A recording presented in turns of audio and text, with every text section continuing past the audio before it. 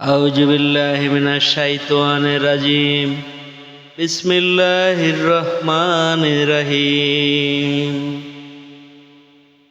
বন্ধুগণ, আজকে আমি সূরা আল বাকারার ৩০ নং আয়াতের অর্থ পড়ে শোনাব।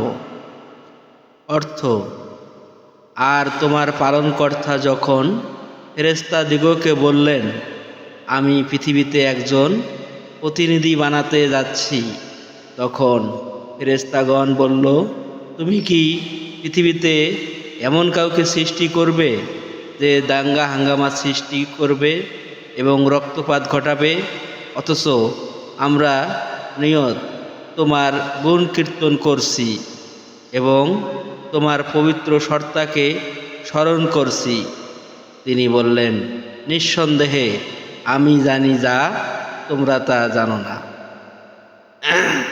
বন্ধুগণ, এতক্ষণ আমি সূরা আল বাকারার ৩০ নং আয়াতের অর্থ পড়ে শোনালাম। আসুন অর্থ বুঝে কোরআন পড়ি, সুস্থ সুন্দর জীবন গড়ি। ধন্যবাদ।